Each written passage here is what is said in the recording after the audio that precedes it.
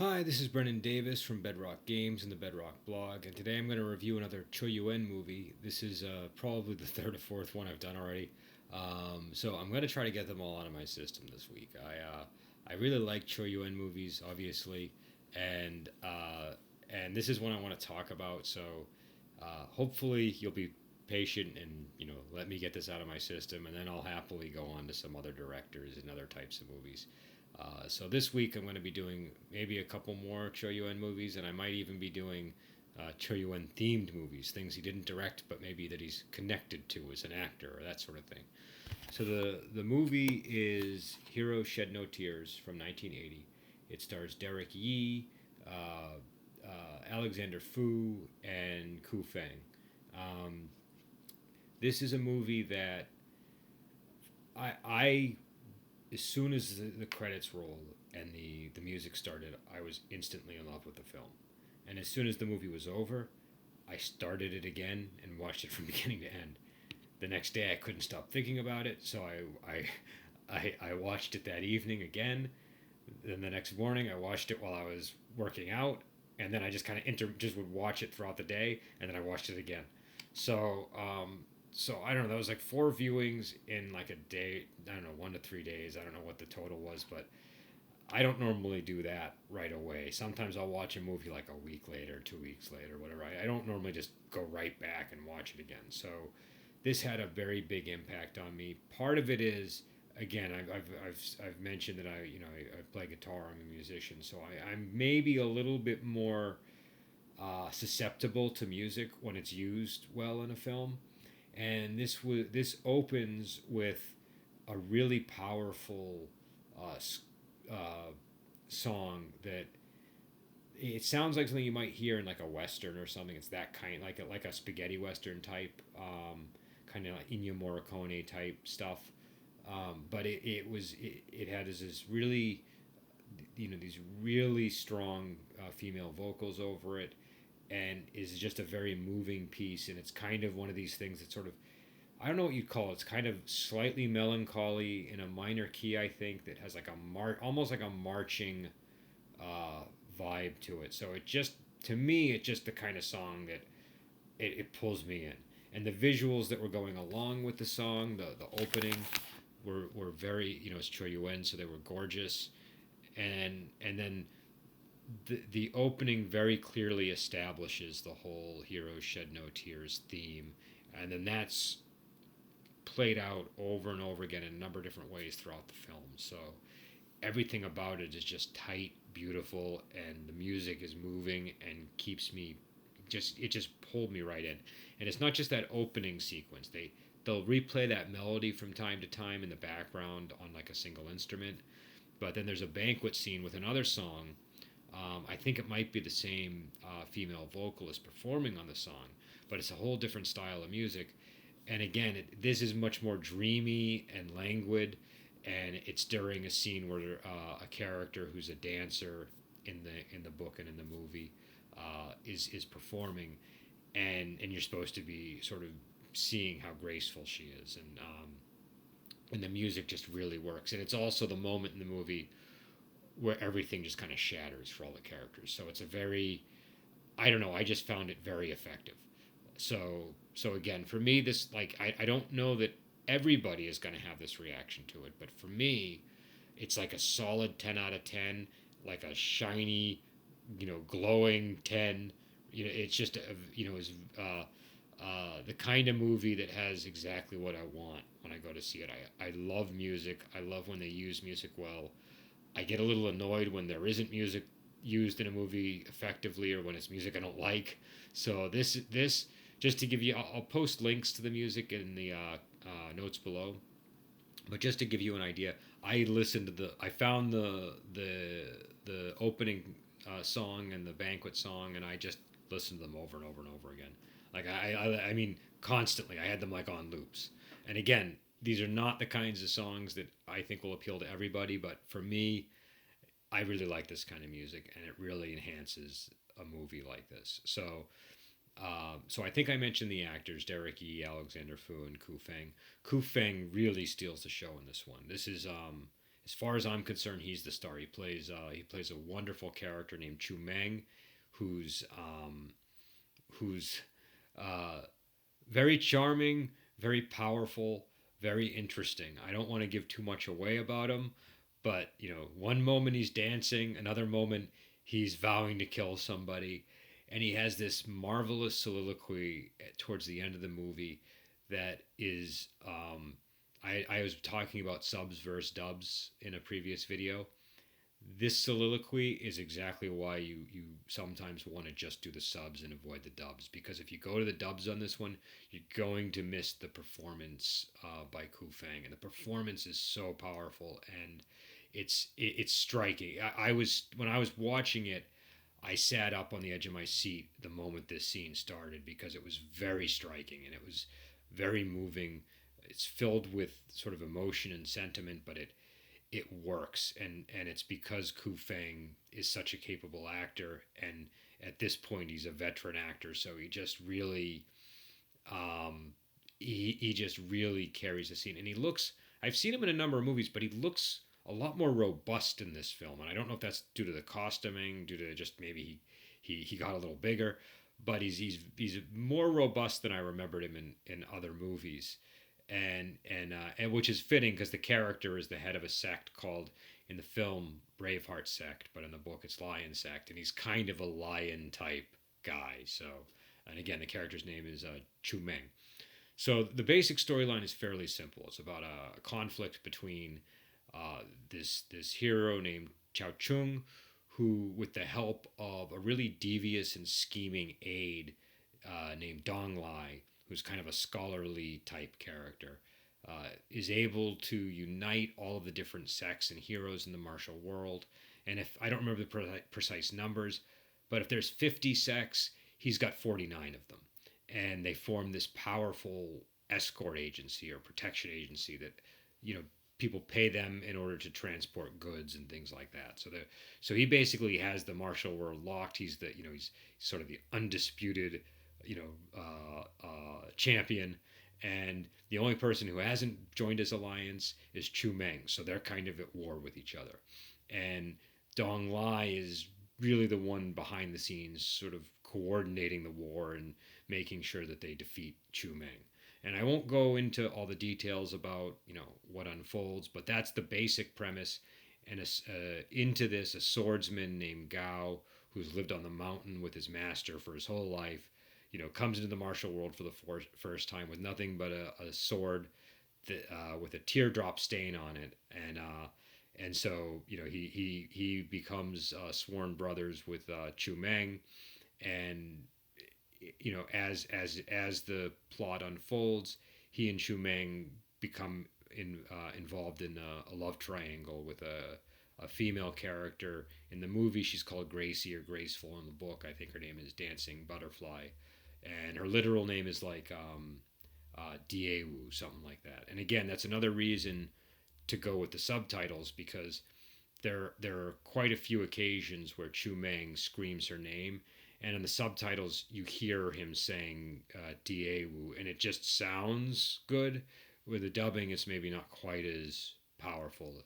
So watch the subtitles, I think, on the if you want to get the full effect of that. And again, it's Ku Feng, and it's an important part of his performance. So, but in her character is very interesting as well. She has a moment in the movie, and I don't want to spoil it for people, but it's one of the most upsetting and surprising moments in the film.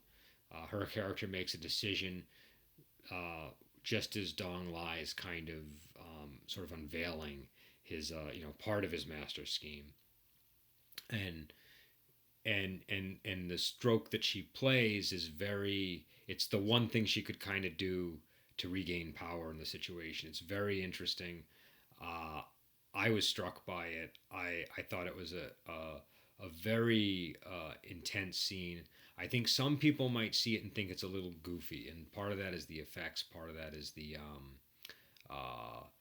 the way it's done. But I thought it worked, and from that moment, that's sort of when everything comes crashing down for the heroes, like I said, and then we go on this a bit of a descent for everybody, and then the film culminates in a great battle, as you might expect. Again, I'm trying to do this without giving away all of the key details, but there's all kinds of little things in the plot that are really great. The fight scenes are nice. They're mostly, this is a pretty serious played movie, but the first fight sequence where Chu Meng and Gao become sworn brothers, they kind of play it a little light, and they sort of do the whole sworn brother thing as they're fighting. So they're talking, they're bowing, and they're dodging opponents, and it's pretty clever. This and again, I think I had mentioned in my review of Death Duel that was heavy on the lightness kung fu. This is another example of a film that's heavy on the lightness kung fu, and I think it really works. The main character, that's sort of his thing. He's kind of a lightness kung fu expert, so you see a lot of that throughout the movie. And there's also another character who's kind of a mysterious guy in gray robes. He's a really interesting character. And I'm not going to mention the actor because he's an actor you'll recognize, but I kind of want him to be a surprise. And he's one of the more deadly characters in the martial world. He has a box that he carries with him. And in the movie, it's presented as almost like a magic box. It's a little unclear exactly how it works. In the book, it's explained a little more. It's basically a box where he has all these little things inside that allow him to put together weapons on the fly, and he can create like an enormous number of different weapons and customize them so that if he's facing an opponent that has a particular spear, he can make the exact weapon he needs to fight that guy. And he has to be really skilled in order to use the box so quickly, but that's the thing that makes him like the most deadly, guy in the martial world. And him and Gao also kind of have another, not quite a sworn brother relationship, but an interesting relationship that's somewhat similar to his relationship with Chu Meng. So, but he's another character that I found very interesting. But again, for me, Ku Feng really steals the show. Derek Yee does a great job as the villain. He's very, you're afraid of him, but Ku Feng really just, and I'm a sucker for movies that are heavy on emotion and melodrama and things like that. But I thought he did a great job here, and again, that soliloquy really did it for me. I think again, this is a movie that appeals to things that I really like in wuxia films. So it's not necessarily going to have the same appeal to everybody, but for me, it really did.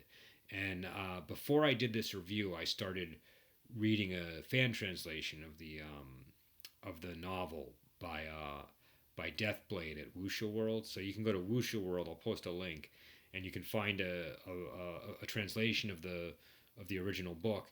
It's a really great read, and I didn't read it originally when I watched the movie. And now that I'm reading it now, I'm on about chapter 10, and I think there's only like 18 chapters. It's really illuminated a lot of the film for me. And again, the theme of the movie and the book is this whole hero shed no tears thing, and the book kind of goes into more detail with that. The movie explains it with a poem that it kind of repeats, which is also in the book, and also just over the course of the movie, it becomes clear. And it's you sort of watch it and you're saying, well, heroes shed no tears. What does that mean? And yet everybody seems to be tearing up. Their eyes are getting quite watery. What are they trying to say? And so it's interesting. Reading the book is sort of again, it kind of casts a little bit different light on that. But basically, it's explained in a poem at the opening of the film. And I don't know. I think it really works. I think it's a very striking title for a movie, and I was sometimes you'll see a film and the title is just a translated title. It doesn't really mean anything in the movie, even if the title's really sounds really cool and meaningful. This is different. This is a film where the title of the movie is, I believe, a direct translation. And if it isn't, the book is definitely. I mean, that the hero shed no tears thing is in there. So it's in the movie. It's at the heart of the movie, and it was nice that there was that connection, but that very strong connection between the title and the content of the film. I think that really I mean, you know, it's not a lot of times that is the case, but a lot of times it isn't with these films because again, it's you know, like for example, a film like Come Drink with Me. I think the original title was something like Big Drunken Hero or Big Drunken Cat. It's on the similar lines, but it's a very different, you know, has different meaning. And I think this is a film where there's just, I felt like there was a closer relationship between the title and the content than some other movies. So I recommend the film. I mean, again, I hate to gush over another Chor Yuen movie. These are not all going to be positive reviews. I mean, I'll generally talk about movies I'm interested in. So if I think a movie blows, I'm probably not gonna, you know, really want to talk about it unless it really rubbed me the wrong way and I want to, you know, get that off my chest. But sometimes I'll just be talking about, you know, well, you know, it was an okay movie. I enjoyed it, but I want to talk about it for this reason. But this is one, you know, like I said, I had to watch it again right away after I saw it, and then I had to watch it the next day, and I just and then since then I've watched it. You know, it's the kind of movie that I couldn't stop thinking about. So, and again, that a lot of that's going to be because of my own taste and preferences, but I think a lot of other people will react that way as well, and it really resonated with me. Um, and I'm not a big Alexander Fu fan. I mean, he's a good actor. He's in, you know, he's in a lot of things that people like, but you know, that wasn't like a big draw initially for me when I saw the movie. Yet I was super into this when I saw it. I had to watch it again and again and again. So yeah. So for me, 10 out of 10, and you know, um, you know, I wish I had more to say on it. It's late, so I'll end the video there. But visually beautiful, you know, wonderful music, great cast. You know, definitely keep an eye on Ku Fang's performance and watch for the scene with Gracie. That's a you know, very interesting moment, and the actress who plays her is wonderful too. Um, so again, it's a you know, it's a great Choi Yuen movie. Came out in 1980, and this one is the Swordsmaster version. You can get this online very easily. It's not that expensive, so so I highly recommend it. I generally will try to talk about movies that are easy for people to get with the versions that are easy to get. I don't want to. I don't, you know, unless it's something like I think that you have to see like the right version because they cut out 20 minutes that are super important or something. But but generally, I'm gonna, you know, be uh, trying to review the versions that are just easily available to people that are like on Amazon that you can get without having to spend a ton of money. So yeah, so I think this is worth checking out. I know I say this about every Cho Yuen film, but again, this is a Cho Yuen movie that even more than the other ones, like I instantly had to watch it again, and like right away I was just like, wow. So so this is definitely at the top of my list, and so I do recommend it, and you know, I'll be on with some other reviews later in the week. You know, like I said, I'll be probably doing some more Cho Yuen, and then I'll, you know, have some Cho Yuen theme movies. I'm going to be doing Mermaid once I see that, which will probably be tonight or tomorrow. And I don't know, I might do something with Jackie Chan or something. So we'll see. Anyways, I'll talk to you later. Have a great day. And if you like the reviews, subscribe and comment below if you have anything you want to say.